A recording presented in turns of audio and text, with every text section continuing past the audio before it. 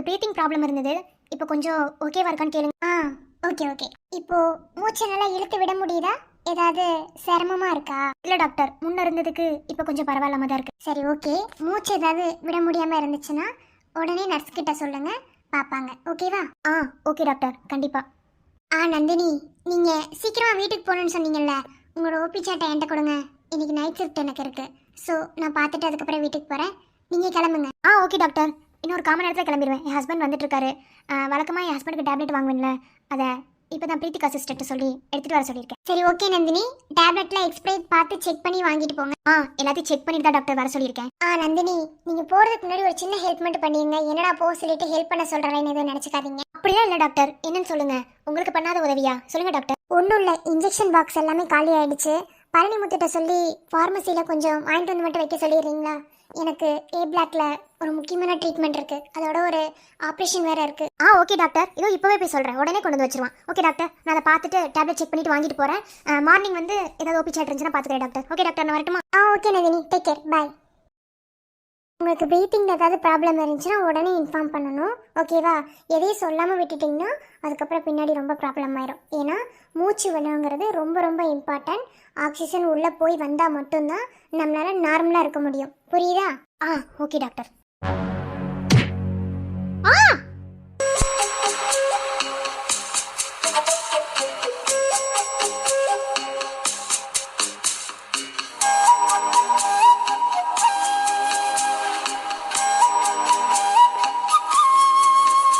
பாத்தே போக மாட்டியா? போறப்ப வர்றப்ப என்ன இடிச்சுக்கிட்டு இருக்கிறதே உனக்கு ஒரு வேலை என்ன? டேய் எருமை மாடே, உனக்கு எத்தனை முறை சொல்லியிருக்கேன், நான் போகும்போதெல்லாம் எப்ப பார்த்தாலும் எனக்கு எதிரிலே வருவியா? உனக்கு ஹாஸ்பிட்டல்ல வேற எங்கேயுமே இடம் இல்ல நடந்து போறதுக்கு. நான் போற நேரம் பூரா என்ன இடிக்கிறதே ஒரு வேலையை வச்சுக்கிட்டு இருக்கேன். சும்மா நிறுத்துமா. என்ன இல்ல என்னங்கறேன்? என்ன வேணாலும் பேசலாம், எதுவும் பேச மாட்டேன்னு நினைச்சிட்டு இருக்கியா? என்ன பத்தி உனக்கு தெரியாது, பாத்துக்க. எருமை மாடு, தள்ளி தொலைங்கிட்டே, எனக்கு வேலை இருக்கு. அப்படி என்ன வேலை இருக்கு? எப்படி இருந்தாலும் ஓபி தான் அடிப்ப, அந்த வேலையை செய்ப்போம். டேய் கடுப்பேத்திக்கிட்டு இருக்காத, ஃபர்ஸ்ட் தள்ளு. ஆமா கடுப்பேத்துறாங்க, வேறக்குனே கடுப்பேத்துன மாதிரி தான் இருக்கு. அங்கிட்டு தள்ளு. இடியட், இன்னொரு தடவை நான் போகும்போது எதிரில வா, உனக்கு அப்புறம் இருக்கு.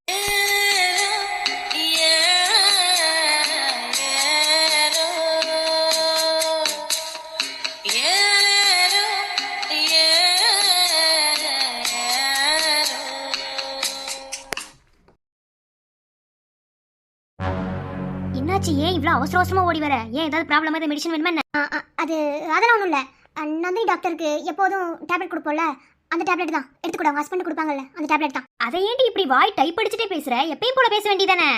எனக்கு வேலை இருக்குடி. இப்போ எனக்கு அதெல்லாம் பிரச்சனை இல்லை. எனக்கு உடனே இப்போ நந்தினி டாக்டருக்கு மாத்திரை மட்டும் எடுத்துக்கூட. அவங்க வீட்டுக்கு போய் ஹஸ்பண்ட் வந்துருவாங்க. சீக்கிரம் எடுத்துக்கூட, எல்லா டேப்லெட் எடுத்துக்கூட. என்னமோ சரியில்லை. சரி ஓகே, அது உன்னோட ப்ராப்ளம். சரி, அந்த டேப்லெட்ல இங்கே ஸ்டாக் கிடையாது, மேலே ஃப்ளோர் போகணும். சரி, நான் போயிட்டு வரதுக்கு எப்படியும் ஒரு 1/4 மணி நேரம் ஆகும். வெயிட் பண்ணு. ஒவ்வொரு டேப்லெட் தீரும் போது அதை ஸ்டாக் எடுத்து வைக்கணும்னு நினைக்கவே மாட்டியா? ஏதாவது ஒன்று கேட்டா அப்படிதான் எப்போ பார்த்தாலும் மேலே இங்கே ஏறிட்டு இருப்பியா?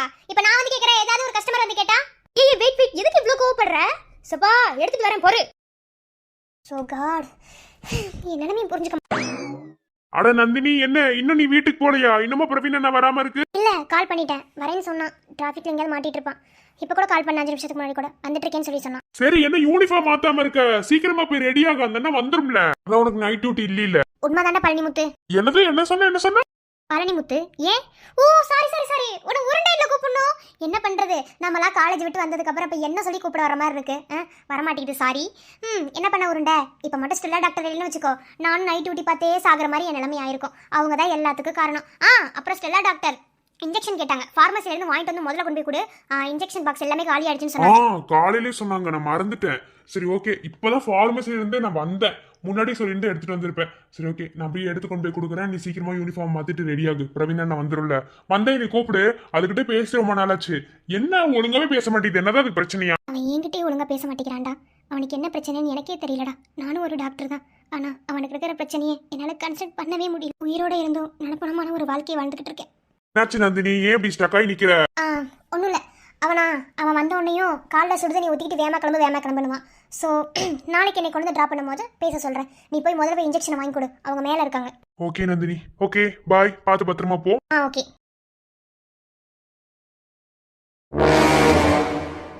எம்மா புடி. ஐயோ, இவனா யாரு கண்ணில் படக்கூடாதுன்னு நினைச்சனோ, இவன் கண்ணில் பட்டுனே.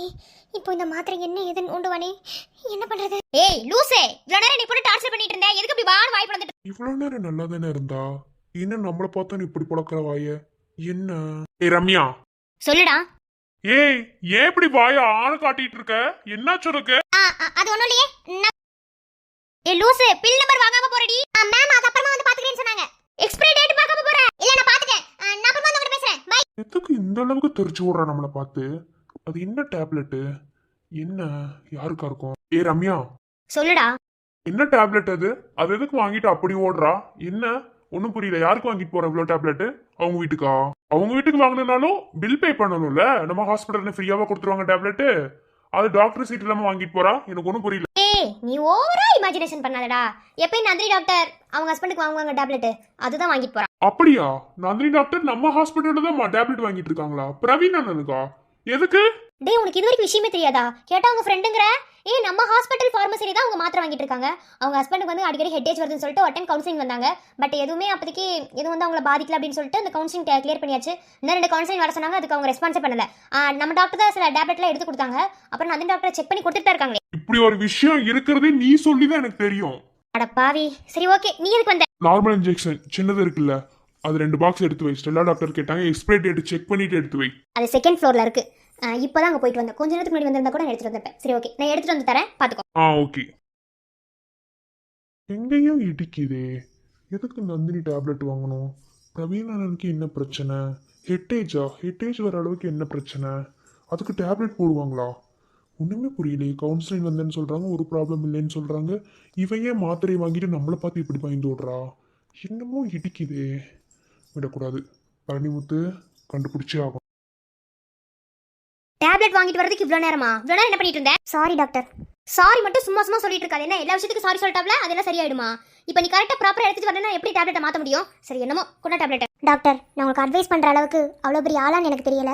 இருந்தாலும் சொல்கிறேன், நீங்களும் ஒரு பொண்ணு தான், நானும் ஒரு பொண்ணு தான். ஒரு பொண்ணோட வாழ்க்கையில் இப்படிலாம் விளையாடுறது ரொம்ப தப்பு. ஒவ்வொரு பொண்ணுக்கும் இந்த ஒரு விஷயம் ரொம்ப முக்கியமான விஷயம். அவளோட வாழ்க்கையில் இது ஒன்று மட்டும் அவளுக்கு சரியாக இருக்கணும். இல்லைனா அவள் வாழ்ந்தும் நடப்பணமாக வாழ்கிறதுக்கு சமம் என்ன. ஆனால் நீங்கள் அப்படி ஒரு வாழ்க்கையை தான் நந்தினி டாக்டருக்கு கொடுக்குறீங்க. இதனால் என்ன பிரச்சனைலாம் வரப்போகுதுன்னு தெரியல. உங்களுக்கும் நந்தினி டாக்டருக்கும் என்ன ப்ராப்ளம்னு எங்களுக்கு தெரியல. ஆனால் அவங்களை ஏன் இப்படி பழி வாங்கணும்னு நினைக்கிறீங்கன்னு தெரியல. நீங்கள் பழி வாங்குறதுக்கு எந்த விஷயத்தை கையில் ஆயுதமாக எடுத்திருந்தாலும் இந்த ஒரு விஷயத்தை எடுத்தது ரொம்ப தப்பு டாக்டர். நீங்கள் இப்போ இதை நினச்சி ஃபீல் பண்ணனாலும் கண்டிப்பாக பின்னாடி இதை நினச்சி நீங்கள் ஃபீல் பண்ணுவீங்க. சரா ஃபைசே, எனக்கு நீ ஒன்றும் லெக்சர் எடுக்க வேணாம். என்னை பற்றி எனக்கு தெரியும், ஓகேவா? அவளுக்கு எனக்கு என்ன ப்ராப்ளங்கிறது தெரிஞ்சுக்கிட்டு நீ என்ன பண்ண போற? அது நிறைய ப்ராப்ளம் இருக்குது. அதை உங்கள்கிட்ட எக்ஸ்பிளைன் பண்ணணும்னு எனக்கு எந்த அவசியம் கிடையாது. என்னோட இன்ஃப்ளூயன்ஸ்னால நீ உள்ளே வந்திருக்க. அதே மாதிரி உன்னை தூக்கி விடவும் எனக்கு கொஞ்சம் நேரம் கூட ஆகாது. புரியுதா? கொண்டா டேப்லெட்டை. நான் எப்போதுமே எல்லா டேப்லெட்டையும் மிக்ஸ் பண்ணி தான் கொடுப்பேன். இந்த டேப்லெட்டை நான் வாங்குறதுக்கு எவ்வளோ கஷ்டப்பட்டிருப்பேன். இங்கெல்லாம் கிடைக்காது. யூஎஸில் ஆர்டர் போட்டு நான் வாங்குற டேப்லெட்டு, ஓகேவா? எப்போதுமே கால்சியம் டேப்லெட்டு எக்ஸ்ட்ராரியாக போட்டு தான் கொடுப்பேன். ஆனால் இந்த தடவை அதை வேணான்னு எடுத்திருக்கேன், ஓகேவா? இதுவும் ஒரே மாதிரி தான் இருக்கும். அவளுக்கு எந்த ஒரு டிஃப்ரென்ஸுமே வராது. எல்லாமே பார்த்து தான் பக்காவாக பண்ணியிருக்கேன். ஏன்னா அவளும் ஒரு டாக்டர் இல்லையா, கண்டுபிடிச்சிட மாட்டாளா? சரி ஓகே, இந்தா மாற்று.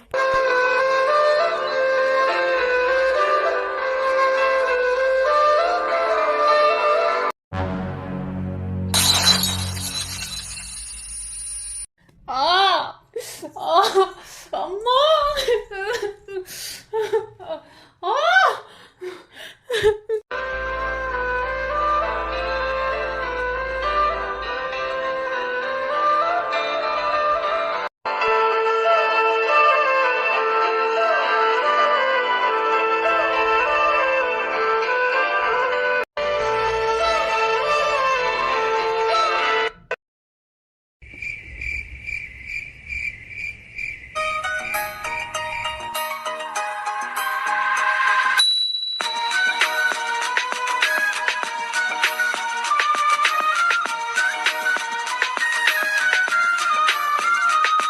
இப்ப பாரு, சிரிச்சிட்டு இருக்கவும் ஃபேஸ் எவ்வளோ அழகா இருக்குன்னு பாரு. எப்போதுமே சிரிச்சுட்டே இருக்கலை. என்ன உன்னை தைரியமா இருந்து தான் பார்த்துருக்கேன், சிரிச்சு தான் பார்த்துருக்கேன். அழுகாத. என்ன ப்ராப்ளமா இருந்தாலும் என்கிட்ட சொல்லு, நான் பார்த்துக்கிறேன். அது என்னன்னே தெரியல கார்த்தி. உன் கூட இருக்கும்போது என்னையே அறியாமல் நான் சந்தோஷமாக இருக்கேன். ஆனால் உன்னை விட்டு விலகி போகும்போது தான் எனக்கு ரொம்ப பயமாக இருக்குது. நான் உங்ககிட்ட அடிக்கடி சொல்லுவேன்ல, உன்னை பார்க்கும்போது உன் கூட இருக்கும்போது எனக்கு அவ்வளோ பாதுகாப்பாக இருக்குது, எப்போதுமே நீ கூடவே இருக்கணும் அப்படின்னு உங்ககிட்ட அடிக்கடி சொல்லுவேன்ல. எனக்கு இப்போ அப்படித்தாண்டா இருக்குது. நான் தான் உனக்கு பாதுகாப்பு கவசமாவே இருக்கேனே. அப்புறம் உனக்கு எதுக்கு பயம்? ம். அதான் உன் கூட இருக்கும்போது என்னையே அறியாம அவ்வளோ சந்தோஷமா இருக்கேன். ஆனால் உன்னை விட்டு விலகும் போது தான் எனக்குள்ள என்னமோ இருள் சூழ்ந்த மாதிரி ஒரு இது. இங்க பாரு கலை, மனுஷன்ல இருந்து ஆறறிவு ஜீவனான எறும்புக்கு கூட கஷ்டம் இருக்கதா செய்யும் என்ன. ஆனா யாருமே அந்த கஷ்டத்தை வெளியே காட்டிக்கிறது இல்ல. மனசுக்குள்ள இருக்கதா செய்யும். அதை வெளியே காட்டாம வாழ்றான் பத்தியா, அவன் தான் மனுஷன். இப்ப நான் உனக்கு சொல்றது அப்படித்தான்.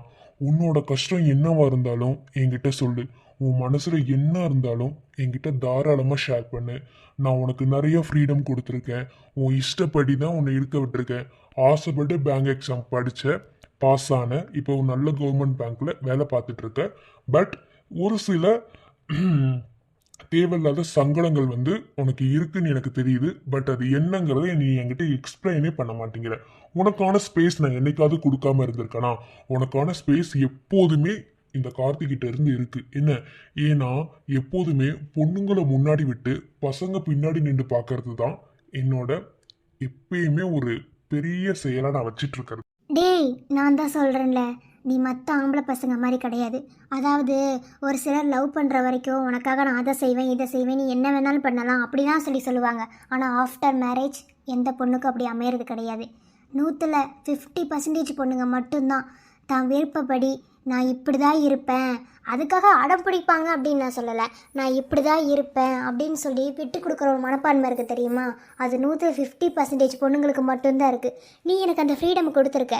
நம்ம தனியாக இருக்கிறதுனாலயா இல்லை உன் ஃபேமிலி கூட இருந்தா நீ அப்படி நினைப்பியா? அதெல்லாம் எனக்கு தெரியலை. ஆனால் என்னவா இருந்தாலும் எனக்கான ஃப்ரீடம்ங்கிறது உங்ககிட்ட இருந்து தனியாகவே எனக்கு கிடைக்கிது.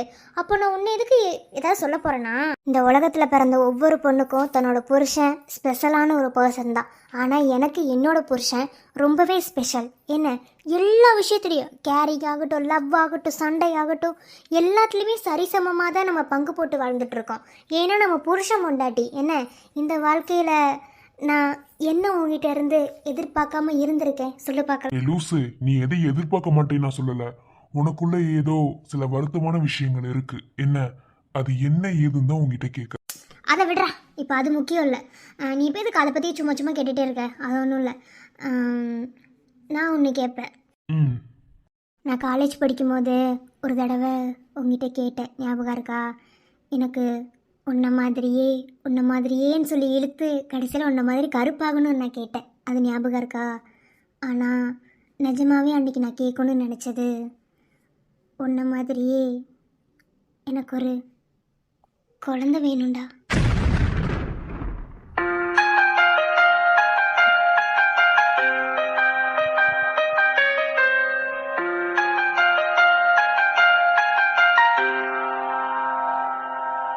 உங்கள் ஒய்ஃப் கன்சீவாக இருக்காங்க. வேற வழியே இல்லை. உங்கள் ஒய்ஃப் உயிரை காப்பாற்றணும்னா கண்டிப்பாக இந்த குழந்தைய நீங்கள் அபார்ஷன் பண்ணி தான் ஆகணும்.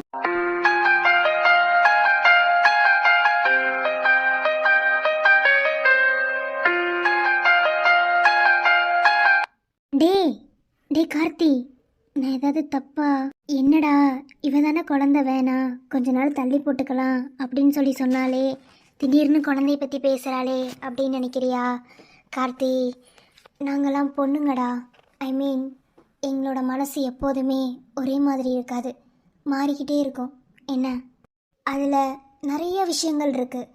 கல்யாணம் ஆன பொண்ணுங்களுக்கு ஒரு வேளை கூட்டு குடும்பத்தில், இப்போது நம்ம 2 பேரும் உன் அம்மா கூட இருந்திருந்தோம்னா அது ஒரு கூட்டு குடும்பம் தானே. அந்த மாதிரி இருக்கும்போது ஃபேமிலி, லைஃப், பேபி அந்த மாதிரி போகும். ஆனால் இன்னும் நம்மளுக்கு பேபி இல்லை. இது ஒரு குறையே இருந்துடக்கூடாது அப்படின்ற ஒரு எண்ணம் இருக்குது. உனக்கு ஞாபகம் இருக்கா, நமக்கு ஃபர்ஸ்ட் நைட் நடக்கும்போது உன் அம்மா என்ன சொன்னாங்க? சீக்கிரமாகவே ஒரு பேரனையோ பேத்தியோ பெற்றுக்கொடுன்னு சொன்னாங்க. ஆனால் 4 வருஷம் கடந்துட்டோம்.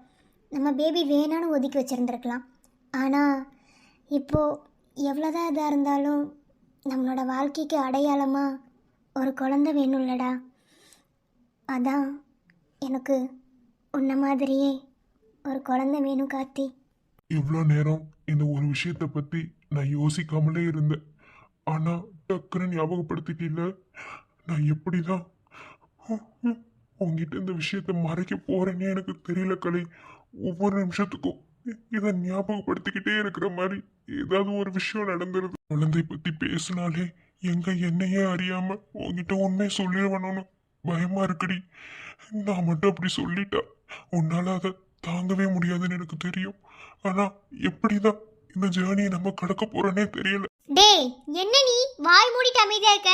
நான் இப்ப என்ன கேட்டேன் பதில் சொல்லு. பதில் சொல்ல முடிஞ்சா சொல்லிட மாட்டேனாடி. என்னால முடியல கலை. டேய் என்னடா? ஏன் கார்த்தி, நான் ஏதாவது தப்பா கேட்டேனா? ஏன் உனக்கு விருப்பம் இல்லையா?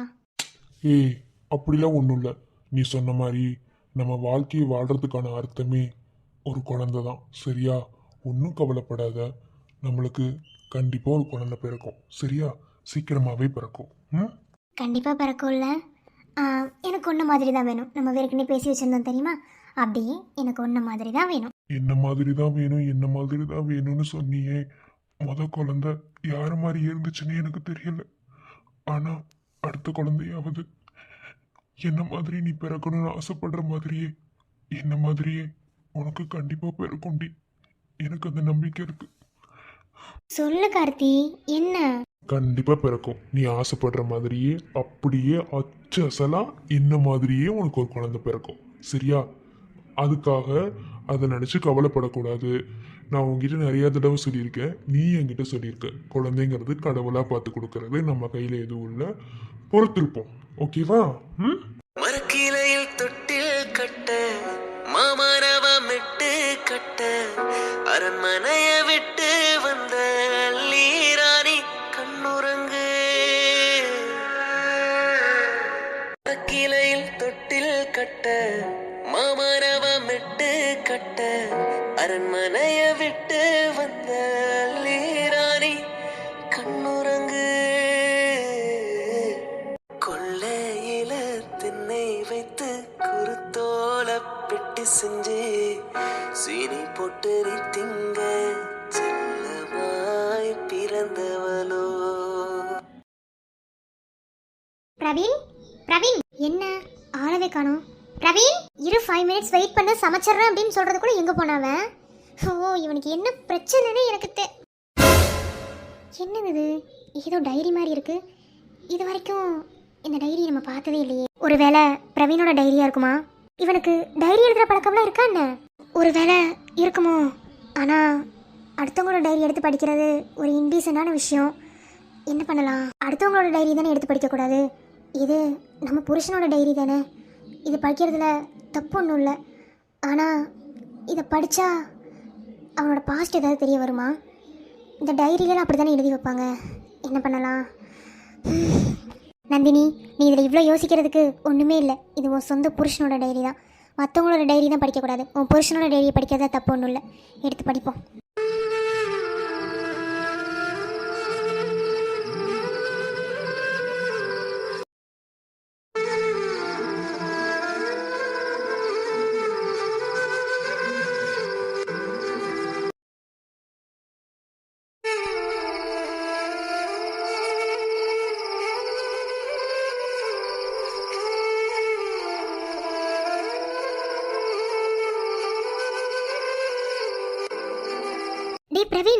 டேய் பிரவீன், நான் என்ன சொல்ல வரங்கிறது உனக்கு புரியுதா இல்லையா? இல்ல புரிஞ்சு புரியாத மாதிரி நடிச்சிட்டு இருக்கியா? டேய் நான் எவ்வளவு பெரிய ப்ராப்ளத்தை ஃபேஸ் பண்றேன்னு உனக்கு தெரியுதா இல்லையா? I can understand. அதுக்காக உன் வீட்ல ஒத்துக்கல அப்படின்ற ஒரு காரணத்துக்காக ஓடி போய் கல்யாணம் பண்ண சொல்ற? ஏய் ஓடி போறோம் போகல, அது ரெண்டாவது விஷயம். அப்போ நம்ம லவ்வ நீ என்ன சொல்ல வர? இங்க பாரு, லவ் எல்லாம் ஓகே தான், அதை நான் இல்லைன்னு சொல்லல. ஒன்னு நான் பொய்யா ஒன்னும் லவ் பண்ணிடல, ஓகேவா? அதுக்காக உன் ஃபேமிலியில ஒத்துக்கல அப்படிங்கிறதுக்காக உன்னை கூட்டிட்டு போய் என் வீட்டுல நிக்க சொல்றியா? என் வீட்டுல எப்படி நினைப்பாங்க நீ நினைக்கிற? பிரவீன், இது நம்ம லைஃப்டா. பேரண்ட்ஸ் வந்து நம்ம லைஃப் வாழ போறாங்க, நாம தான் வாழ போறோம். நீ என்ன இப்படி பேசிட்டு இருக்க? ஏன் அப்போ என்ன கல்யாணம் பண்ணி வாழணும்னு உனக்கு இன்ட்ரெஸ்ட் இல்லையா? ஆமாடி, இன்ட்ரெஸ்ட் இல்லாம தான் உன்னை துரத்தி லவ் பண்ண பாரு.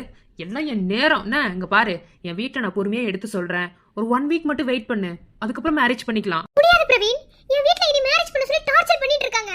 இப்பவே மாப்பிள்ளை பாக்குறேன், நீ வீட்டை விட்டு கூட வெளியே விட மாட்டேன்ட்டாங்க. எனக்கு என்ன பண்றதுன்னே தெரியல. அதனாலதான் இப்படியும் உன்னை பார்க்கணும்னு சொல்லிட்டு ஓடி வந்தேன். ஆனா நீ இப்படி பேசிட்டு இருக்க. முடியாதுன்னு சொல்றதுக்கு தான் நீ இருக்கியா நந்தினி? அப்போ நம்ம லவ் பண்ணதுல என்ன நினைச்சிட்டு இருக்க? வீட்ல பேசுடி. ஸ்டூபிட் மாதிரி பேசாத. ஏதாவது பேசுறதுக்கு முன்னாடி புரிஞ்சு பேச. என்ன உன் இஷ்டத்துக்கு பேசாத. நீ பையன்டா, நான் பொண்ணு. என்ன நீ 10 வருஷம் கல்யாணம் பண்ணாம இருந்தாலும் உனக்கு கல்யாணம் ஆகும். ஏன்னா நீ பையன், நான் பொண்ணு. அப்படி கிடையாது. என்ன எனக்கு உன் கூட தாண்டா வாழணும். நீ தான் எனக்கு வேணும். உன்னை தண்ணி வேற எதுவுமே எனக்கு வேணாம். ப்ளீஸ் பிரவீன், நீ என் ஃபேமிலி எல்லாத்தையுமே தூக்கி போட்டு வர. நீ என்ன சொன்னாலும் சரி, இந்த மேரேஜுக்கு அந்த ஒரு விஷயத்துல நான் ரொம்ப கேர்ஃபுல்லா டிசிஷன் எடுக்கணும்னு நினைக்கிறேன். ஏன்னா இதுல என் ஃபேமிலி சம்மந்தப்பட்டிருக்கு. நீ தூக்கி போட்டு வந்த மாதிரி என்னால என் ஃபேமிலி தூக்கி போட முடியும். ஸோ கொஞ்சம் வெயிட் பண்ணுன்னு சொல்றேன். இப்படியாவது வீட்ல அண்டர்ஸ்டாண்ட் பண்ணு, பேசி புரிய வை. எனக்காக ஒரு 1 வீக் மட்டும் டைம் கொடு. நான் வீட்ல பேசிட்டு அதுக்கப்புறம் என்னவா இருந்தாலும் சொல்றேன்.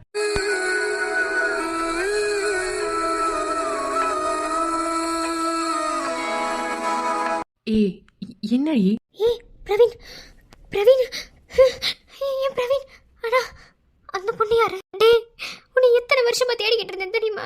ஆனா உன்னை இப்படி ஒரு சூழ்நிலை பார்ப்பேன்னு நினைக்கல.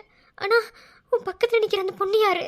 ஒரு மாதிரி ரொம்ப நெருக்கமா நினைக்கிறா. ஸ்கூலை விட்டு போனதுக்கு அப்புறம் திரும்ப உன்னை பாத்துற முடியாதானே எவ்வளவோ நாள் நான் ஏங்கி இருக்கேன். ஆனா இப்போ உன்னை பார்த்துட்டேன். அந்த பொண்ணு யாருன்னு தெரியலையே. ப்ளீஸ் பிரவீன் புரிஞ்சுக்கோ, எனக்கு கல்யாணம் பண்ணிக்கோடா. நான் இப்ப போனா அடுத்து வரும்போது உன் நந்தினியா இருப்பேன் நானு. எனக்கே டவுட்டா இருக்கு. அவ்வளோ ரிஸ்க் எடுத்து உன்னை பார்க்க வந்திருக்கேன். ப்ளீஸ்டா. இங்க பாரு, நானும் அதை தான் சொல்றேன். நான் போறேன், போயிட்டு என் வீட்ல பேசுறேன். இப்பவே பேசுறேன், ஓகேவா? அவங்க என்ன சொல்றாங்கன்னு பார்த்துட்டு அதுக்கப்புறம் மேரேஜ் பண்ணிக்கலாம். ப்ளீஸ் பிரவீன், எந்த பொண்ணு இந்த அளவுக்கு கெஞ்ச மாட்டாடா. என்ன அப்படி என்ன கெஞ்ச வைக்கிறேன்? ப்ளீஸ் பிரவீன் புரிஞ்சுக்கோ. ஏய், நானும் அதை தாண்டி சொல்றேன். பொறுமையா இருந்து கேளு. என்ன, என் வீட்ல பேசிட்டு அதுக்கப்புறம் மேரேஜ் பண்ணிக்கலாம்னு சொல்றேன். முடியாது பிரவீன், நான் இப்ப போனேன்னா அடுத்து எப்படி வருவேன்னு எனக்கு தெரியாது. லவ்வா? பிரவீன் லவ் பண்றியா? நான் எதிர்பார்க்கலடா உங்ககிட்ட இருந்தது. என்னதான் நீ ஸ்கூல்ல என்ன லவ் பண்ணியிருந்தாலும் மற்றவங்கள யாரையும் தேடி இருக்க மாட்டேன்னு நினைச்சேன். என்னைக்குமே உன் மனசுல ஹரிணி மட்டும் தான் நினைச்சேன். ஆனா இப்போ அவளை லவ் பண்றியா? அப்போ நான் உனக்காக இவ்வளோ வருஷம் காத்திருந்தேன்னா? சொன்னா கேளு நந்தினி, நான் சொல்றதை கேளு. முடியாதுடா, நான் சொல்றதை நீ கேளு. இப்போ நீ என்ன மேரேஜ் பண்ணிப்பியா மாட்டியா? ரெண்டுல ஏதாவது ஒன்று சொல்லு பிரவீன். ஏய், நான் என்ன புரியாத லாங்குவேஜ்ல உன்கிட்ட பேசிட்டு இருக்கேனா? நான் சொல்றது உனக்கு புரியுதா இல்லையா? நீ உன் அப்பா அம்மா தூக்கி போட்டு வந்த மாதிரி என்னால என் அப்பா அம்மா தூக்கி போட்டு வர முடியாது. ஏன்னா எனக்கு எல்லாமே அவங்கதான். ஓ, நீ பையன், உன் அப்பா அம்மாவை நீ தூக்கி போட்டு வர முடியாது.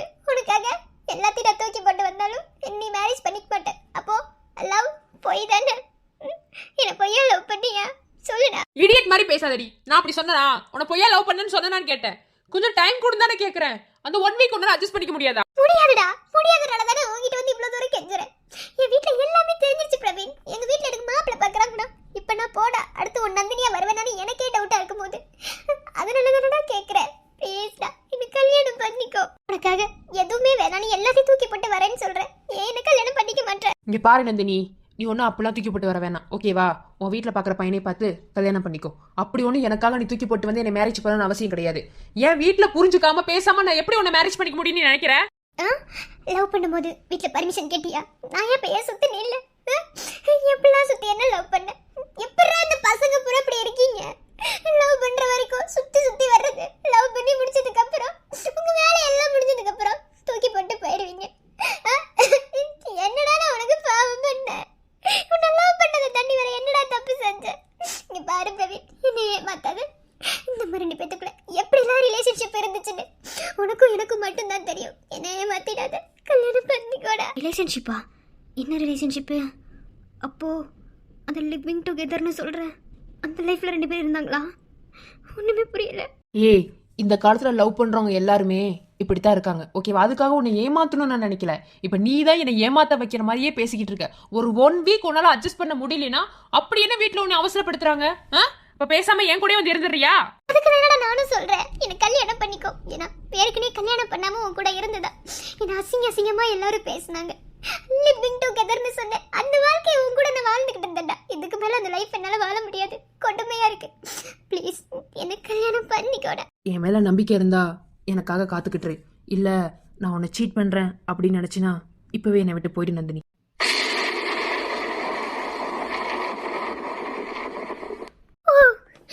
அம்மையில நம்பிக்கை இருந்தா உன் லைஃப்ல நான் இருக்கலாம், இல்லைன்னா உன்னை விட்டு போயிடலாமா?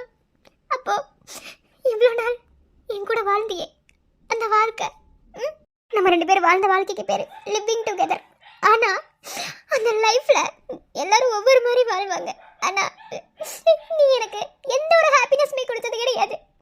நான் உங்ககிட்ட அந்த ஹாப்பினஸ் எதிர்பார்த்தல, உன் கூட வந்து இல்லை. ஆனா இப்போ உன்னை கல்யாணம் பண்ணிக்கணும்னு ஆசைப்படுறேன். ப்ளீஸ் என்னையே மாத்திடாத, கல்யாணம் பண்ணிக்கோ. ஏன்னா இத்தனை நாளா உன் கூட நான் இருந்ததுக்கு இந்த ஊர் உலகம் என்னை தப்பா தான் பேசும். தப்பா பேசுற அளவுக்கு உனக்கு எனக்கு நடுவில் எதுவும் நடந்துடல என்ன? ஏன்னா நம்ம அந்த ஒரு கட்டுப்பாடோட தான் நம்ம 2 பேரும் இருந்தோம். என்னையே மாத்தாத நீ என்ன சொன்னாலும் சரி, எனக்காக காத்திருந்தா இந்த காதல் நிலைச்சு நிற்கும். இல்லையா போயிடு. ஓ போகணும்ல,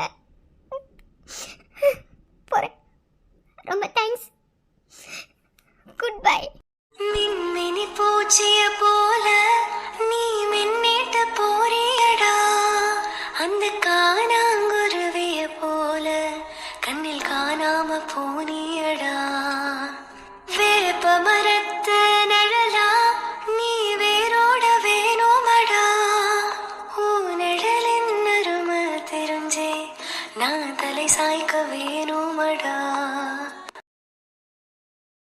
கொட்டட்டும் கொட்டட்டும் மும்மாரி கொட்டட்டும் காரணம் யாரு புள்ள, நல்லவ சாவதும் கெட்டவ வாழ்வதும் நம்ம கையில இல்ல. உசுர நீதானே நீதானே நிழலாவும் கூடதானே, எதுவும் வேணாமே வேணாமே முடிவும் கூடதானே. அன்பை புரிஞ்சுக்காம போறில்ல, உனக்கு இப்போ புரியாதுடி. போ, தூக்கி எறிஞ்சிட்டு போறில்ல, போ. பிரவீன்,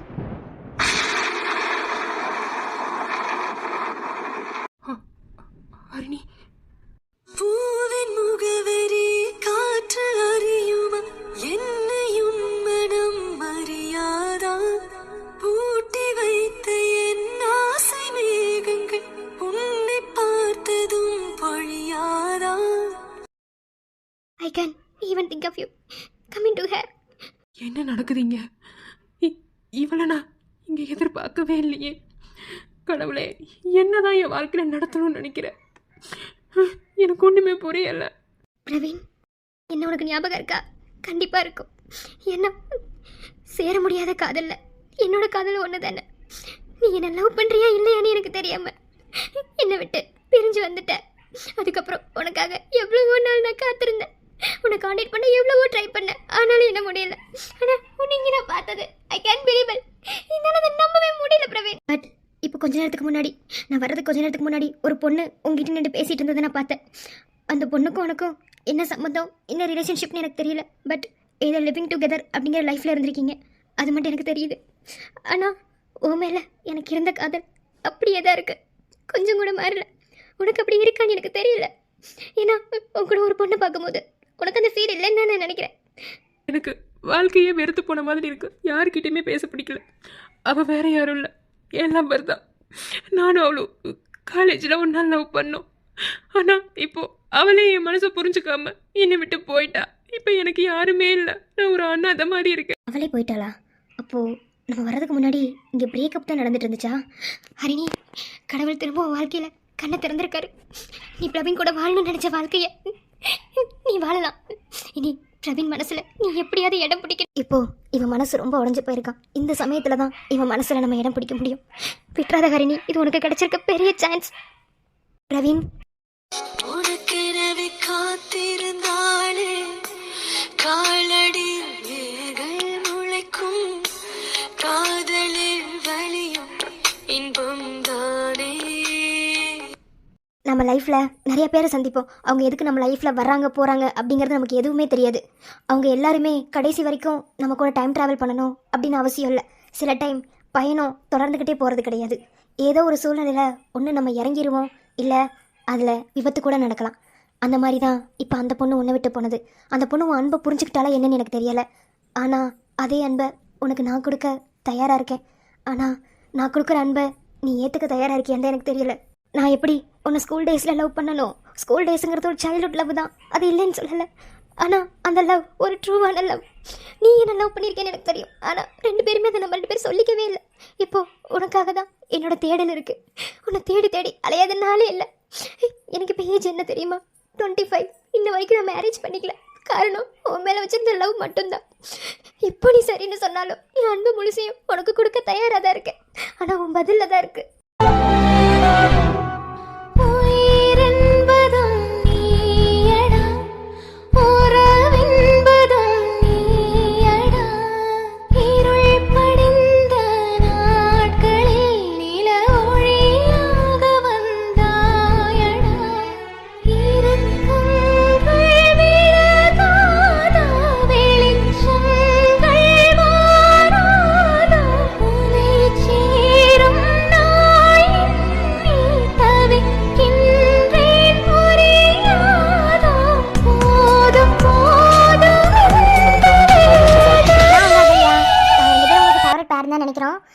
சரி ஓகே, என்ன பேசணுமோ அதை பேசுகிறோம். யாருக்கெல்லாம் நாங்கள் பேர் ஃபேவரட் பேர் அப்படிங்கிறத கமெண்ட் பாக்ஸில் கமெண்ட் பண்ணிடுங்க.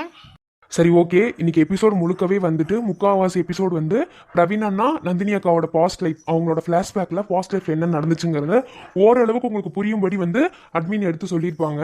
அதாவது அதாவது இந்த கதையில் இருக்கிற எல்லாத்துக்குமே ஒவ்வொரு ஃப்ளாஷ்பேக் ஒரு ட்விஸ்ட் வச்சுருக்கோம்.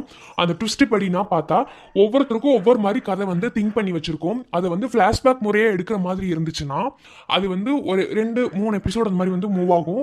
உங்களுக்கு இப்படி போட பிடிச்சிருக்கா இல்லை எல்லாத்தையும் நாங்கள் கடந்து தான் போடணும் அப்படின்னு நீங்கள் நினைச்சாலும் கமெண்ட் பாக்ஸில் கமெண்ட் பண்ணுங்க. சத்தியமாக வந்து இன்னைக்கு என்னால் வீடியோவே எடுக்க முடியல. நான் வந்து 2 நாளாக கண்டினியூஸாக தூங்கவே இல்லை. தூங்காமல் உட்காந்து ஃப்ரேம் போட்டு எடிட் பண்ணியிருக்கேன் மதுரை ஸ்லாங்கு சேனலுக்கு. அந்த வீடியோ பார்த்தவங்களுக்கு தெரியும், ஒவ்வொன்றும் எவ்வளோ நுணுக்கமாக எடிட் பண்ணியிருப்பேன்னு தெரியும். ஒன்றையும் தேடி அதை எடிட் பண்ணி போடுறதுக்கே எனக்கு ரொம்ப டைம் ஆகிடுச்சு. நான் 2 நாளாக தூங்கவே இல்லை. இன்றைக்கும் நான் தூங்கலை. தூங்காமல் தான் வந்து நான் வீடியோ பண்ணியிருக்கேன். நேற்று நைட்டில் உட்காந்து பண்ண வீடியோ தான். அதாவது ஸ்கிரிப்ட் வந்து ரெடி, ஆனால் வந்து வீடியோ வந்து மூவ் பண்ண முடியல. ரொம்ப கஷ்டமாக இருந்தது. ரொம்ப கஷ்டப்பட்டு தான் வீடியோ பண்ணியிருக்கேன். சரி, வேர்க்கனே வீடியோ போட்டு 2 நாள் ஆச்சு, இன்னமும் வந்து நம்ம வீடியோ போடலைன்னா நல்லா இருக்காது. நான் வேர்க்கனே சொன்ன மாதிரி தான் ஒரு சிலர் வந்து கமெண்ட்டில் திட்டுறீங்க, சேனலை இழுத்து மூடிட்டு போ அப்படின்லாம் வந்து சொல்கிறீங்க. நான் வந்து சேனலை இழுத்து மூடணும்னு நினச்சிருந்தா நான் எப்போயோ மூடியிருப்பேன். என்னை சொல்கிறவங்களுக்கு நான் சொல்கிறேன், எவ்வளோ கஷ்டப்பட்டு ஒரு வீடியோ எடுத்து போடுறேங்கிறது எனக்கு மட்டும்தான் தெரியும். சும்மா வந்து நீங்கள் சொல்லிடுவீங்க இந்த மாதிரி வந்து வீடியோ போடலைன்னா ஒழுங்காக போடுற மாதிரி இருந்தால் போடு, இல்லைன்னா மரியாதை கூட கொடுக்க மாட்டாங்க. ஒழுங்காக போடுற மாதிரி இருந்தால் போடு, இல்லைன்னா சேனல் இழுத்து மூடிட்டு போ அப்படின்னு சொல்கிறாங்க. அது சொல்கிற அந்த பர்சனுக்கு நான் சொல்லிக்கிறேன், தயவு செஞ்சு அப்படி பேசாதீங்க. அதாவது எனக்குன்னு சில பர்சனல் ப்ராப்ளம் இருக்கும். அந்த ப்ராப்ளத்தை எல்லாம் ஃபேஸ் பண்ணிட்டு தான் நான் ஒரு வீடியோ எடுத்து போடுறேன். லாஸ்ட்ல இப்படி பேசுறீங்க யாரும் எதுவும் நினைச்சுக்காதீங்க. நான் கிடையாது, ட்வின்கிராஃப்ட் ஆப் வச்சு வீடியோ போடுறவங்க எல்லாருமே கஷ்டம் தான் படுறாங்க. எல்லாருக்குள்ளேயும் ஒரு கஷ்டம் இருக்க தான் செய்யுது. ஏதோ இது மூலமாக ஏதோ வருமானம் வருதுன்னு சொல்லிட்டு தான் எல்லாருமே பண்ணுறாங்க. எல்லாருமே ஏதோ ஒரு விஷயத்துக்காக தான் ஓடிக்கிட்டு இருக்கோம். அதே மாதிரி தான் நாங்களும். அதனால வந்து எப்படி சொல்கிறது, ஒவ்வொரு வீடியோ எடுத்து போடுறதுக்கும் ரொம்ப கஷ்டம். ஃபங்க்ஷன் வீடியோலாம் பண்ணா சுத்தமாக தூங்க முடியாது. தூங்க முடியாமல் உட்காந்து தான் எடிட் பண்ணணும். அவ்வளோ கஷ்டப்பட்டு தான் நான் வீடியோ போடுறேன். அதுக்காக நான் ரொம்ப கஷ்டமே பட்டுட்டு இருக்கேன் நான் சொல்லலை. நீங்கள் வந்து நான் போடுற வீடியோவை என்கரேஜ் பண்ணேன்னா கூட பரவாயில்ல, அதை வந்து என்னை வந்து காயப்படுத்துகிற மாதிரி மட்டும் கமெண்ட் பண்ணாதீங்க. நான் சொல்லக்கூடாதுன்னு தான் இருந்தேன், ஆனால் என்னால் முடியலங்க. சீரியஸாக வந்து இன்றைக்கி நான் சொல்லி ஆகணும் தான் சொல்கிறேன். இன்றைக்கி வீடியோ எப்படி இருந்தாலும் அட்ஜஸ்ட் பண்ணிக்கோங்க ப்ளீஸ். முக்கியமாக வந்து பிரவீன் நந்தினி ஸ்டோரி எப்படி இருந்தாலும் எங்ககிட்ட சொல்லுங்கள். ஒரு வேளை வந்து இவங்க கதையை தனியாக எடுத்தால் உங்களுக்கு புரியுமா, இது எல்லார் கதையும் கலந்து வர மாதிரி இருந்தாலும் சொல்லுங்கள். இன்றைக்கி வந்து என்னால் வீடியோ எடுக்க முடியாமல் ரொம்ப கஷ்டப்பட்டு 2 நாள் வீடியோ போட முடியாது. கேட்கவங்களுக்காண்டியாவது போடணும்னு சொல்லிட்டு தான் நான் எடுத்திருக்கேன். எப்படி இருந்தாலும் பார்த்துட்டு சொல்லுங்கள். அந்த கமெண்ட் போடுற பர்சனுக்கு சொல்லிக்கிறேன், அவங்க அந்த வீடியோ பார்த்தாங்கன்னா தெரியும். என்ன, நீங்கள் வந்து ஒரே ஒரு நாள் இந்த ட்வின்கிராஃப்ட் ஆப் ஓப்பன் பண்ணி ஒரு வீடியோ எடுத்து நீங்கள் யூடியூப்பில் அப்லோட் பண்ணிடுங்க. அதுக்கப்புறம் நீங்கள் இந்த கமெண்ட் பண்ணுறதை பற்றி நீங்கள் யோசிக்கலாம், ஓகேவா? ஏன்னா நான் கிடையாது, எல்லாருமே அப்படி தான். நான் சொல்கிற அந்த பர்சனுக்கு சொல்லிக்கிறேன், நீங்கள் வந்து ஒரு வீடியோ எடுத்து யூடியூப்பில் அப்லோட் பண்ணி பாருங்கள். உங்களால் முடிஞ்சதுன்னா நீங்கள் டெய்லி வீடியோ போடுங்க. நான் எல்லாமே டெய்லி எல்லாம் ப்ராப்பராக தான் பண்ணிட்டு இருக்கேன். அது மட்டும் இல்லாமல் ஒரு நாளைக்கு 2 வீடியோ போட 2 சேனல், முக்கியமாக 2 சேனலை மெயின்டைன் பண்ணுறதுங்கிறது ரொம்ப இப்போ தோணுது. ஏன்டா இன்னொரு சேனல் வந்து நான் ஓப்பன் பண்ணுங்கிற மாதிரி எனக்கு இப்போ தோணுது. எனக்கு அந்த அளவுக்கு ரொம்ப டிப்ரெட் ஆகுது, என்னால் முடியல. சரி தொடங்கிட்டோம், ஸ்டார்ட் பண்ணி விட்டு அதனால தான் வந்து தவமின்றிக்கு அடுத்த ஒரு ஸ்டோரியை முடிச்சோம். ஸ்டோரியை வந்து 2 ஆக்கினேன். தமிழம்மா கதை போடுறேன்னு சொன்னேன், ஆனால் வந்து அது ஓப்பனாக சொல்கிறேன், எனக்கு இன்ட்ரெஸ்ட் கிடையாது தமிழம்மா கதை போடுறதுக்கு. அது வந்து என்னோட பர்சனல் ப்ராப்ளம், அதனால வந்து அது என்னால் எக்ஸ்பிளைன் பண்ண முடியாது. ஸோ அதனால வந்து நான் விட்டுட்டேன். தமிழம்மா கதை வந்து நீ யாரும் எதிர்பார்க்காதீங்க, என்னால் போட முடியாது. சப்போஸ் போட முடிஞ்சால் நான் போடுறேன். ஆனால் வந்து இந்த 2 ஸ்டோரி கரெக்டாக தான் மெயின்டைன் பண்ணிட்டு இருந்தேன். இந்த ஒரு வாரம் மதுரை ஸ்லாங்கில் அந்த என்கேஜ்மெண்ட் வீடியோ போட்டனால தான் என்னால் போட முடியல. அதனால வந்து நீ நெக்ஸ்ட் மண்டேலேருந்து ப்ராப்பராக கரெக்டாக வீடியோ வரும், டைமுக்கு அப்லோட் பண்ணுறேன். நான் ஏதாவது தப்பாக பேசியிருந்தா சாரி ஃப்ரெண்ட்ஸ். நான் யார் மனசையாவது காயப்படுத்துற மாதிரி பேசியிருந்தேன்னா என்னை மன்னிச்சுக்கோங்க. என்னோட ஆதங்கம் நான் சொல்லணும்னு நினச்சேன், அதனால சொல்லிட்டேன். ஏதாவது தப்பாக பேசியிருந்தா ரொம்ப ரொம்ப சாரி. அப்புறம் கமெண்ட்ஸ்க்கு ரிப்ளை பண்ண முடியலன்னு நினச்சிக்காதீங்க. என்னால் ஹார்ட்டு கூட எனக்கு கொடுக்க டைம் கிடையாது. ஒரு வீடியோ எடுத்தா அடுத்த வீடியோ ஸ்டார்ட் பண்ற நிலைமை ஆயிடுச்சு எனக்கு. ஏன்னா டைம் கொஞ்சம் கூட நான் வேஸ்ட் பண்ணக்கூடாதுன்னு நினைச்சு தான் ஒவ்வொரு வீடியோவும் நான் பண்ணுவேன். அதனால கமெண்ட் ஹார்ட் மட்டும் கொடுக்குறேன். முடிஞ்ச அளவுக்கு ரிப்ளை பண்ண ட்ரை பண்ணுறேன். யார் அதுக்காக கமெண்ட் பண்ணாமல் இருக்காதீங்க. கண்டிப்பாக எல்லா கமெண்ட் ரீட் பண்ணுவேன். எல்லாத்துக்கும் முடிஞ்ச அளவுக்கு ரிப்ளை பண்ணுறேன். ஓகே ஃப்ரெண்ட்ஸ், நான் எடுத்துக்க ஃப்ளாஷ்பேக் உங்களுக்கு ஓகேவான்னு பாருங்க. இல்லை எல்லாரோட கதையை கரெக்ட் பண்ணி தான் எங்களுக்கு வேணும் அப்படின்னாலும் கமெண்ட் பண்ணுங்க. அதுக்கேற்றப்ப நான் கதையை திருப்புறேன். உங்களுக்கு எப்படி இருந்தாலும் வந்து சொல்லுங்க. Okay friends, tata, bye bye. Okay friends, bye. நாங்கள் ஏதாவது தப்பாக பேசியிருந்தா சாரி.